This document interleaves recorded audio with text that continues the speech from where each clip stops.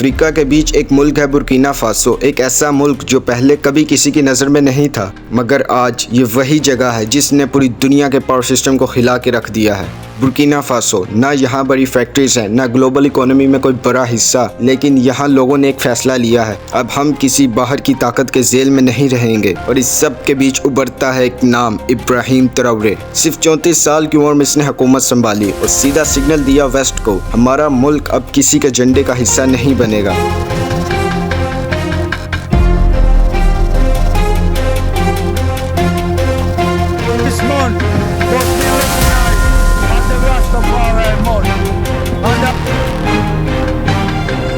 I'm archiving every distortion. I am Ibrahim Traore, and today I'm pulling off your masks. Yes, you heard correctly. I, whom you call a young military junta leader, whom you brand as a dangerous radical, whom you serve up as an anti-Western dictator. अस्सलामुअलैकुम दोस्तों, Burkina Faso 5 अगस्त 1960 को France से आज़ाद हुआ था। उस वक्त इसका नाम अपर वोल्टा था, जो बाद में 1984 में बदल कर बुर्किना फासो रखा गया, जिसका मतलब है लैंड ऑफ अपराइट पीपल, यानी ईमानदार लोगों का मुल्क। बुर्किना फासो एक छोटा सा लैंड लॉक अफ्रीकन कंट्री है, ना समुंदर है ना ज्यादा रिसोर्सेज, लोग ज्यादातर गरीब हैं और मुल्क काफी टाइम से इंस्टेबिलिटी का शिकार है। बुर्किना फासो में अक्सर फौज हुकूमत गिरा देती है, दहशतगर्दी होती रहती है और पॉलिटिकल क्राइसिस कभी खत्म नहीं होते। देखा जाए तो बुर्किना फासो 1960 में आजाद तो हो गया था, लेकिन उसके बाद कभी भी असल में अमन और स्टेबिलिटी नहीं देख सका। मुल्क में अब तक 8 मिलिट्री कॉप हो चुके हैं और सिर्फ 2015 के बाद से जिहादिस्ट अटैक ने 6000 से ज्यादा लोगों की जान ले ली। हालात इतने ख़राब हो चुके हैं कि 20 लाख से ज़्यादा लोग अपने ही घरों से निकलने पर मजबूर हो गए, अपने मुल्क में ही बेघर हो गए।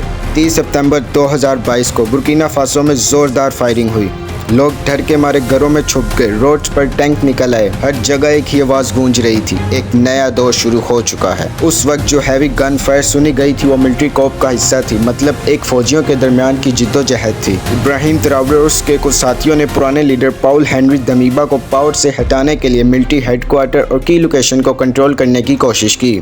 इब्राहिम ट्राओरे का टारगेट सिर्फ दमीबा और उसकी लीडरशिप थी। इनफैक्ट अवाम काफ़ी हद तक इब्राहिम ट्राओरे के साथ थी, क्योंकि दमीबा के दौर में भी टेररिज्म खत्म नहीं हो रही थी, लोग गवर्नमेंट से तंग आ चुके थे। इब्राहिम ट्राओरे ने इस गुस्से को अपना हथियार बनाया और जब पूरा सिस्टम हिल गया तो उस वक्त कोई भी नहीं था जो हुकूमत संभालता। इब्राहिम ट्राओरे ने खुद हुकूमत संभाली और टीवी पर आकर एक बात क्लियर कर दी, अब इलेक्शन तब तक नहीं होंगे जब तक हम अपने दुश्मनों को हरा नहीं देते। जनवरी 2023 में इब्राहिम ट्राओरे ने फ्रांस के साथ 2018 में साइन किया हुआ मिलिट्री एग्रीमेंट टर्मिनेट कर दिया और 400 फ्रेंच स्पेशल फोर्सेस को 1 महीने के अंदर मुल्क छोड़ने का हुक्म दिया। ये उनका सबसे पहला स्ट्रेटेजिक स्टेप था ताकि बुर्किना फासो अपने फैसले खुद ले सके और किसी भी फॉरेन आर्मी पर डिपेंड ना रहे। मई 2023 में इब्राहिम ट्राओरे ने मॉस्को विजिट किया, जहां उन्होंने प्रेसिडेंट पुतिन से मुलाकात की मॉस्को अफ्रीका समिट के दौरान। इब्राहिम ट्राओरे ने मॉस्को जाकर रशिया के साथ मिलिट्री कोऑपरेशन को और मजबूत बनाने का फैसला किया। इब्राहिम ट्राओरे ने अनाउंस किया कि बुर्किना फासो के आर्मी ऑफिसर्स और पायलट को रशिया भेजा जाएगा ताकि उन्हें वहां एडवांस ट्रेनिंग दी जा सके, जैसे कि मॉडर्न वेपन्स चलाना, फाइटर जेट्स ऑपरेट करना, बैटलफील्ड स्ट्रेटजी सीखना। ये ट्रेनिंग रशिया की तरफ से फ्री सपोर्ट थी, जो दिखाता है कि दोनों कंट्रीज अब एक दूसरे के मिलिट्री पार्टनर बन चुके हैं। फ्रेंच आर्मी के निकलने के बाद इब्राहिम ट्राओरे के लिए ये रशियन ट्रेनिंग और मिलिट्री सपोर्ट और भी जरूरी हो गई। इब्राहिम ट्राओरे का मकसद ये था कि बुर्किना फासो की अपनी फौज इतनी ताकतवर बन जाए कि वो दहशतगर्दों का मुकाबला खुद कर सके बिना किसी वेस्टर्न मदद के। जब इब्राहिम ट्राओरे पावर में आया तो उसकी एज सिर्फ 34 साल थी, इस वजह से वो दुनिया का सबसे यंगेस्ट लीडर में शामिल हो गया। फाइनेंशियल टाइम ने लिखा है कि इब्राहिम ट्राओरे का एक ऐसी इमेज बन गया है कि जिसे लोग हीरो की तरह देखते हैं,